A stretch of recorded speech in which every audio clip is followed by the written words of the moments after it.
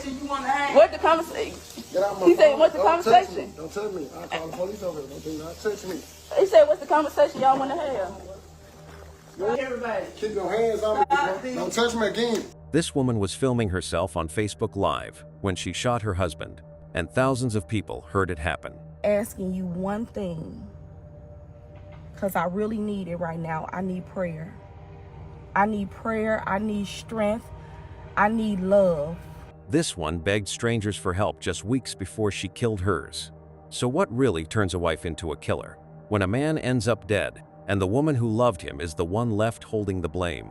Almost everybody jumps to the same picture in their head, the cold woman with a plan and a payout. The truth is messier than that. And that is exactly what makes these stories so hard to look away from. People who study this for a living will tell you that women kill their partners far less often than men do. And when they do it, it is usually not some master scheme. It is years of pressure that finally cracks, a fight that goes too far, a mind that is already drowning. Today we are walking through 3 women and 3 men who ended up dead, in 3 completely different ways. One of them did it on camera, with the whole world listening.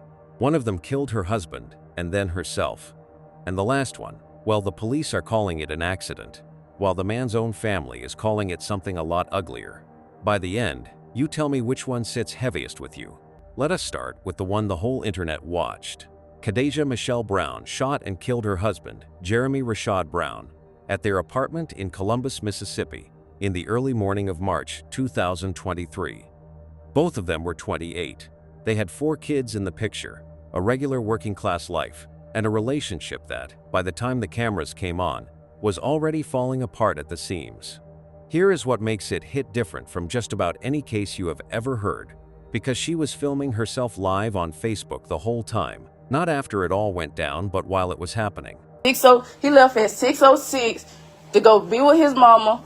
If you don't need your mama kid instead of over here trying to cook something to eat. Instead of trying to... Why is there got to be a question about, do I need to cook for the kids? To set the scene, you have to understand these 2 were not strangers to conflict.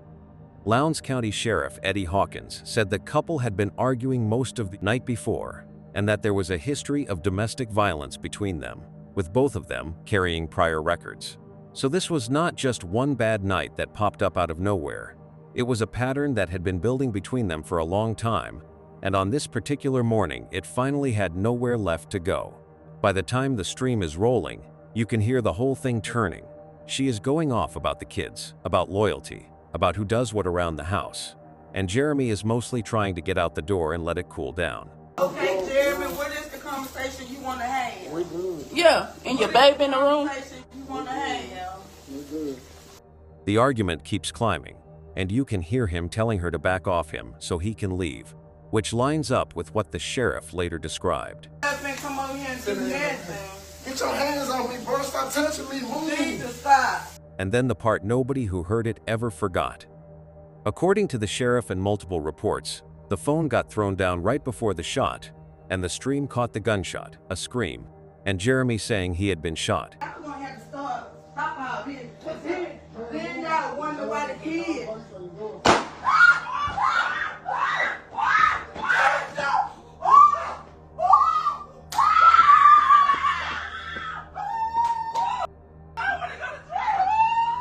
It only took that one shot, and just like that a whole life was over. Deputies rolled up to the apartment around 7:30 that morning and found Jeremy already gone from a single gunshot wound, and the county coroner declared him dead right there at the scene. Now the investigation almost ran itself, because the evidence was sitting right there. Deputies recovered a 9mm handgun and a shell casing inside the apartment, and the live stream gave them the argument and the moment of the shot on audio. It is rare to get a killing where the person holding the gun basically filmed the whole thing for you. She was arrested at the scene without any struggle and charged with murder, and a judge later set her bond at $750,000. A few months down the line, the system did what it does. An indictment has been issued by a Lowndes County grand jury against a woman accused of killing her husband on Facebook Live. A Lowndes County grand jury indicted her on murder charges in August of 2023. The case never went all the way to a full trial, though, because she took a deal instead. In May of 2024, she pleaded guilty to second-degree murder, and the judge sentenced her to 40 years, with 34 of those years to serve in prison and the last 6 on probation. At a sentencing hearing that ran more than an hour and a half, she took the stand, broke down, and swore the whole thing was an accident, that she never meant to shoot him in the head. While that same Facebook Live video got played in the courtroom. And that is the knot at the center of this one. Then sentenced Khadijah Brown to 40 years in prison with 6 years suspended. The victim's mother watched as her son's killer found out her punishment. I feel justice has been served. I'm very happy and just glad it's all over. Try to have some type of closure and try to move forward. We have Jeremy, who was a hard-working man, worked a 9 to 5, provided for his family, took his family to church. In this case, it was so senseless, just out of that emotional state of being angry, to take him away from his family was very disturbing, and this was a very emotional case. We learned in court the defendant's 4 children were at home when she killed her husband, and now she'll spend 30 years behind bars away from them for a killing that she says was an accident. Was it a wife who finally snapped after a long, ugly night, or a woman who pulled a trigger in a rage and only called it an accident once she was facing 40 years? The people who study these cases would tell you that reactive, in-the-moment violence during a heated fight fits the pattern far more than any cold plan does. Women who kill their partners rarely do it for money or a clean getaway. They do it after their world's been one long fight, and something inside finally gives. That is why the rumor mill never really helped here. In the weeks after, social media was full of theories about cheating and other private business between the two of them, but none of that ever showed up in the official law enforcement or court record. And the sheriff kept it simple, calling it a tragic and senseless killing. The internet wanted some juicy reason behind it all, but the facts only gave us a couple that had been at war for a long time, and one morning where everything finally spilled over. And it is worth slowing down on who Jeremy actually was, because in a story this loud he can get lost. He was a young man from Columbus who had grown up in the church, worked a steady job, and was a father several times over. Either way, Jeremy was 28 years old. He left behind 4 children, and a whole community had to bury a young father over an argument that should have ended with somebody just walking out the door.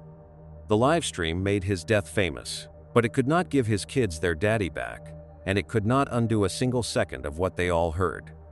The next one looked like the exact opposite of the first, at least from the outside, and that is the whole point.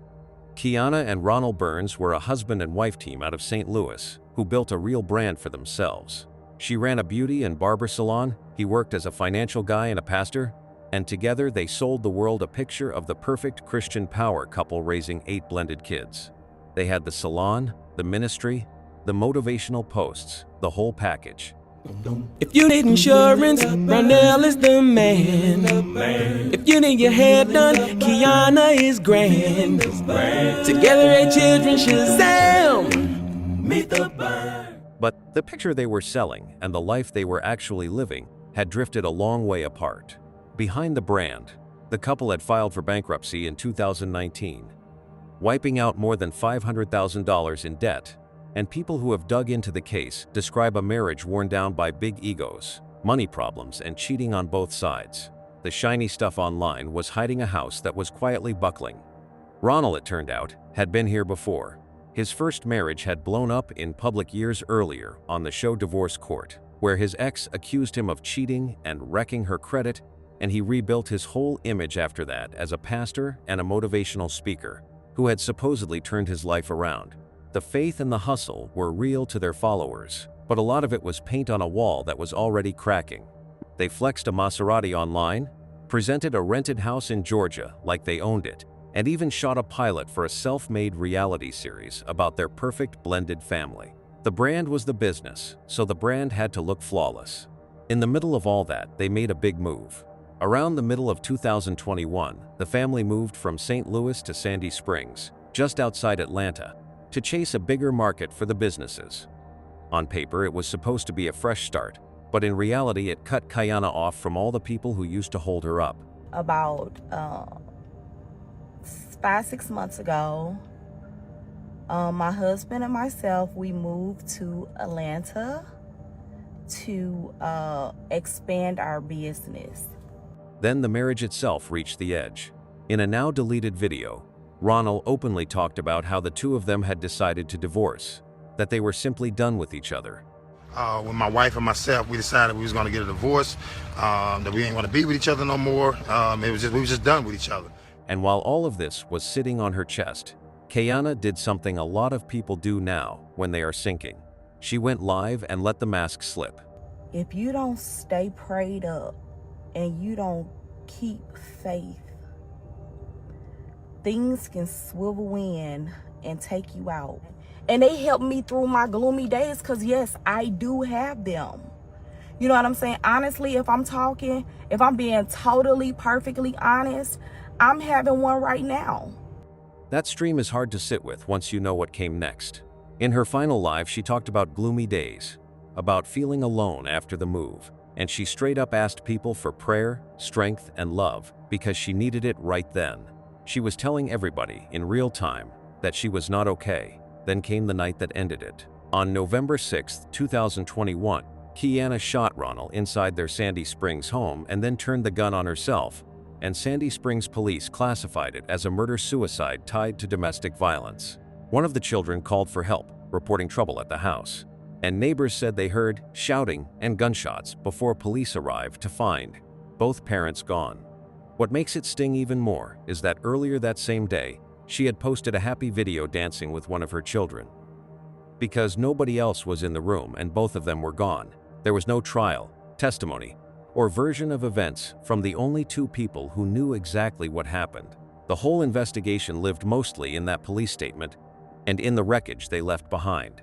The one place the fight kept dragging on was in court, where the life insurance company had to step in, because there is a law that stops anyone who caused a death from collecting the money, and even the death certificates did not agree on who died first.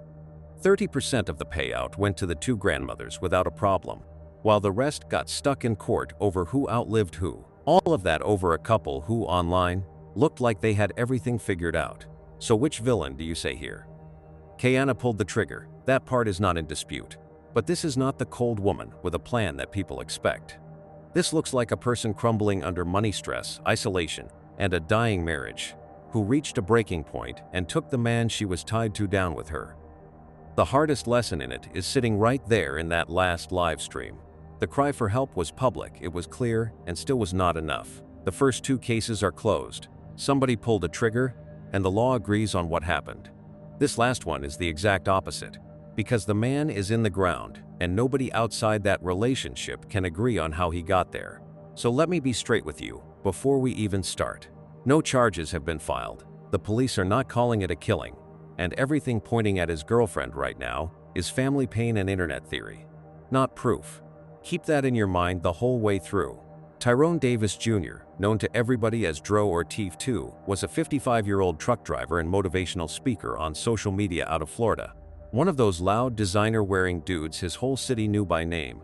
He had been with his girlfriend Lulu, who also goes by Kiara, for around 4.5 years, and by every account he loved that woman hard. To hear his friends tell it though, the relationship was never simple. They describe Lulu as somebody with a quick temper who could flip from calm to explosive in a heartbeat, and they say Tyrone was the one doing most of the loving while she tolerated him. None of that is a crime by itself, and plenty of couples run hot. But once he turned up dead, every old argument his people had ever witnessed suddenly looked different in the rear view. Around Christmas of 2025, the two of them went off to a cabin in a quiet, remote part of Florida called Gilchrist County. I love you. I love you too. Man, I love you. You my everything. Oh my God. Dada, I love you, Lou. Yes, I can close the door. I love you, Lou. Take your time. Man, I love you. You my everything. Thank you so much. Here, give me a kiss. I love you too. You're so perfect. It gets better. Yo, my baby out here. You're on party? The kind of spot with no cameras anywhere. That trip is where the story splits clean in half. Reports describe a domestic fight breaking out at the cabin, police rolling out but never going inside, and not long after that, Tyrone turning up badly hurt on Archer Road over in Gainesville. He never recovered from it, and he was rushed into the hospital as a John Doe before dying on December 27, 2025, from a bad head injury, a fractured skull, and heavy blunt force trauma. Now here is where the official story and the family story go straight to war. The Gainesville police looked it over and called the death tragic but not suspicious, with the official explanation being that Tyrone jumped from a moving vehicle during an argument. On paper that made it an accident, so there were no charges or arrests, and as of early 2026, no public autopsy at all. His friends and his father's side of the family are not buying a single word of that, and a lot of their doubt comes down to one simple thing, which is that the story they were told kept changing on them.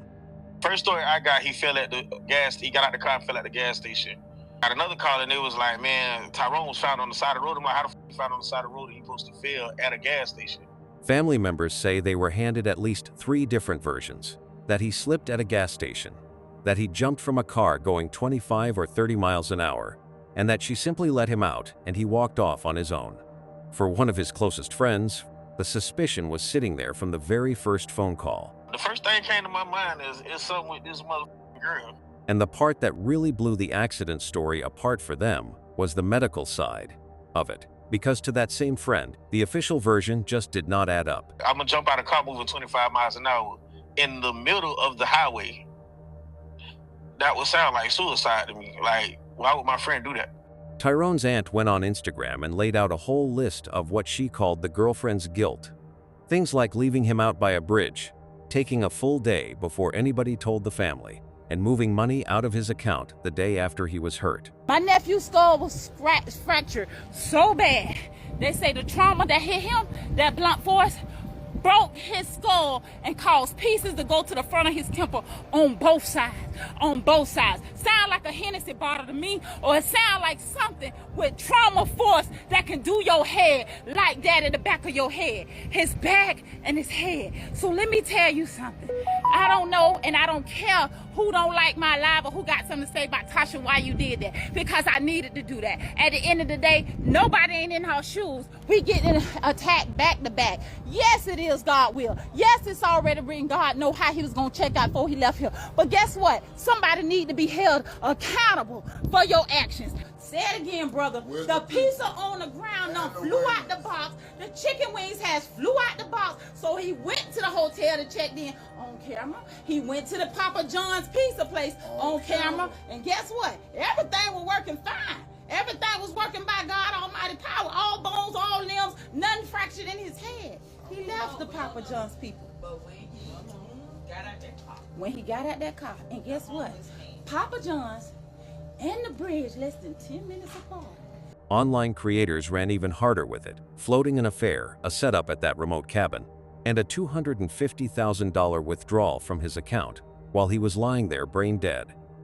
And I have to say it plain one more time, because none of that has been proven, and Lulu has denied all of it, calling Tyrone her soulmate, and saying his loss turned every single day into hell.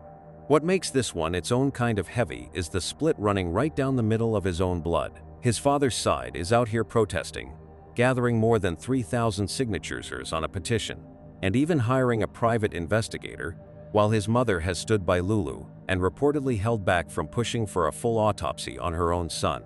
So you have got half a family screaming that she did it, and the other half saying, leave the woman alone and let her grieve. And that is exactly why this case goes last. Because you do not really know what happened, and neither do I. The 2 women before this one left behind either a confession or a body in the same room, but this one left only a question that a torn-apart family is still trying to answer, an official report that says it was an accident, and a girlfriend who swears the only thing she ever did was love him. So look at the 3 of them side by side. A woman who snapped on camera, a woman who folded under pressure and took her husband with her, and a woman a whole family swears took their son, even though the law has not agreed. 3 different stories, and not one of them is the cartoon villain people picture when they hear a woman is tied to her man's death. The first 2 are settled, and even they turned out messier and more human than the headlines made them sound. The third is still a wide-open wound. The real question is not just whether she did it. It is how many warning signs were sitting in plain sight in all three of these, long before anybody ended up dead, and how many people looked the other way. Do you think the third woman really killed her husband? Let me know in the comments section. Click on one of the cards on your screen to see more videos like this.